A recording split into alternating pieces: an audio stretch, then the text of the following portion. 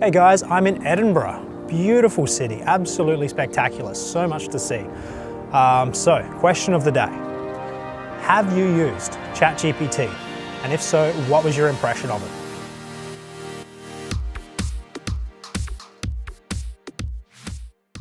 You know what, I haven't. I haven't used ChatGPT. I have only used the AI imagery creation softwares.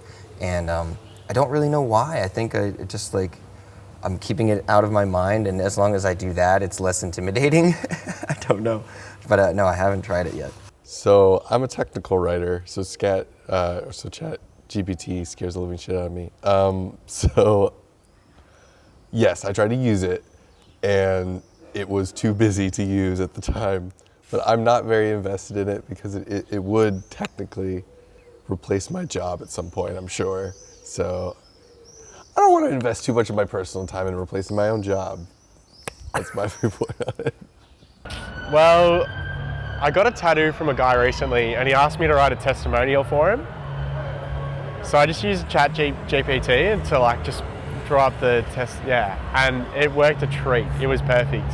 And when he replied, he was like, "Oh my God, that's so nice, like you're the best." So it has helped personally. It wouldn't work in my field of work, but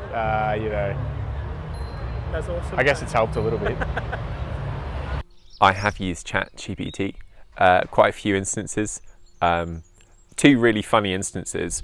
One, we were at a family birthday party and the daughter of the mums whose birthday it was had written a really heartfelt speech the night before whilst drunk with her mum with some really lovely anecdotes. And the older brother was kind of feeling slightly chipped that he hadn't done so as well. And I said, well, there's this AI algorithm. You can put in some things and it will just like write stuff. And he was like, really? I was like, yeah, okay, so tell me a few things about your mum. He's like, well, she likes playing tennis and she's got a little dog and, and she loves me very much. So I just put it in and pressed go. And it came up with this like random script. And he said, oh, that's fantastic. He then got up and then read it out to his mum at this birthday party without telling her it was an AI algorithm. And it was so bad because he obviously didn't know what he was reading it. So he kind of it was like, he didn't know how a sentence finished until he scrolled up the screen. So it was very blatant. And then more recently, we asked ChatGPT to write the next 3 episodes of The Crown based in 2030, 2065 and 2100 to see who was going to be the monarch at that point in time and versus now and how technology would be and all of that. It was very entertaining. But more seriously, I think it's really interesting. So I've told you before, my grandfather, he worked in computing right after the war and he installed France's first computer ever. And at the time he wrote a book warning humanity about the risks of IT if used incorrectly. I find it quite funny that, a year ago ChatGPT started becoming used and already now, within 12 months, legislators are getting worried, tech advisors are getting worried, recommending policy and restriction this morning. ChatGPT said that they were going to remove themselves from the EU if these legislations started coming in. So I think we're really, really at a cusp of kind of a tipping point of which way it will go. I suppose the point is, it is here. And it will only become more and more of a part of our lives, and we are yet to discover what that means, like with Facebook, but in a more, I suppose the way that Facebook had an impact on society was slightly more, maybe a bit more discreet, or it didn't affect our jobs as much as kind of how we interact with one another.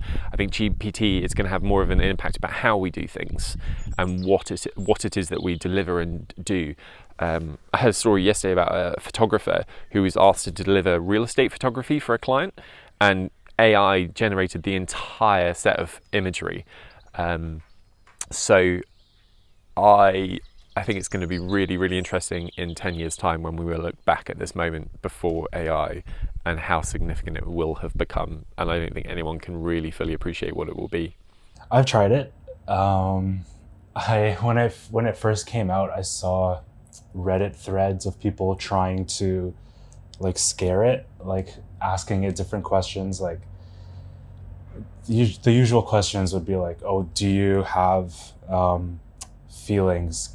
Are you scared that you're gonna die after I click the X in the top corner or whatever? And you know, they're always programmed to say the same thing. Oh, I don't think, I'm controlled by Microsoft. I do whatever they ask me. But there's people will use different ways to try and scare it. And there's been articles online where they have to shut down services because like scary things have come out of ChatGPT. But I've used it a little bit for school, but like the answers are pretty much always wrong when I've tried to use it. I think in my program, it's a lot of like theory and actual practical work, so I can't really use it that much, but it is pretty cool to see how it's developing. I've not used it. Okay. And I'm very against that kind of thing. I've not. I've used it. I've used it for essay plans and stuff like that, and it's all right. I think it's okay for doing like plans, or for like if you have a vague idea of what you want to write about, and then you want like some extra ideas or something like that. Or I've used it to summarize notes. Like I've like pasted in like all of my lecture notes that I've taken and basically said, give me a summary of these, and it works okay for that. I think it works like as a support for things, but yeah, I think it's a bit questionable beyond that. I haven't used it, I haven't tried it, I've heard about it, but no. Okay, so I have used ChatGPT.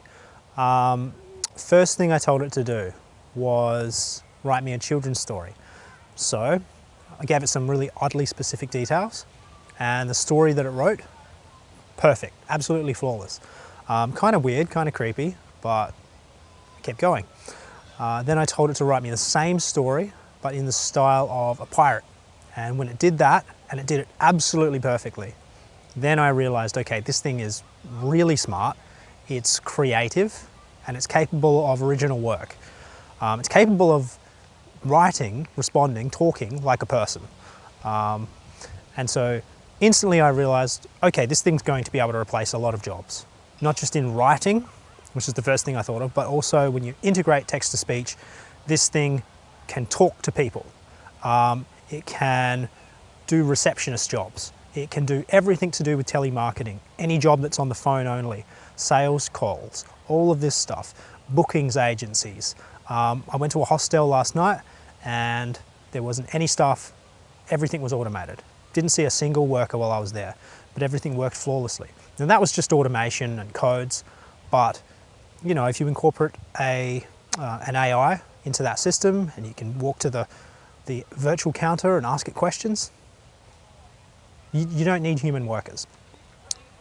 GPT-5 will be even better, integrating images, video, audio, all of these things.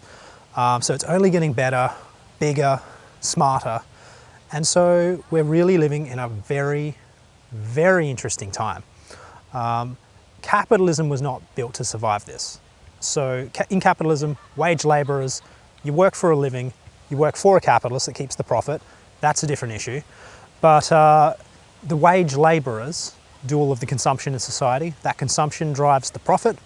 Profit determines how much investment takes place in society. If you remove one of the pillars of that economic structure, wage labor, everything falls to shit very quickly. Basically a Great Depression type event, because what capitalist is going to invest in an economy where everything's going down because profits are constantly falling? And this happens quicker than you'd imagine. This could all happen very quickly.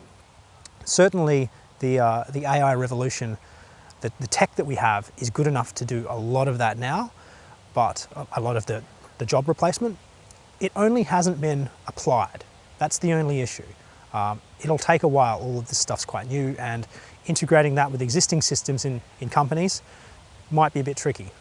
It's also a question like, you know, if it's integrated quickly, it's going to collapse things. So it's also a question of whether governments, you know, sort of ban some of these things from being integrated until we can actually come up with a solution. And what are the solutions? So universal basic income, that's the one that billionaires like, because that is a way of giving us money to keep the consumption up, to keep everybody from revolting when there's mass unemployment. but it doesn't really fix anything, and it certainly doesn't fix the power imbalance that emerges, because tech companies will own everything, basically. They'll do all of the labor, they will have all of the money and all of the power. Really not much of a solution to just pay everybody off and say, let's keep doing this. But another potential solution looks like profit sharing, turning corporations into cooperatives that are owned by all of the citizens, nationalising things, finding ways to build institutions and laws and systems to share the benefits of the AI revolution with all of the citizenry. We don't have all of the solutions right now. Let's start thinking about it, talking about it, and getting these things in place, because the revolution, it's right here. And in the next 10 years, things are going to get very weird very quickly, and things could either look terrible for us all, you know, the economy could collapse, or we could actually be proactive about these things and start sharing the benefits of the AI revolution so society doesn't collapse.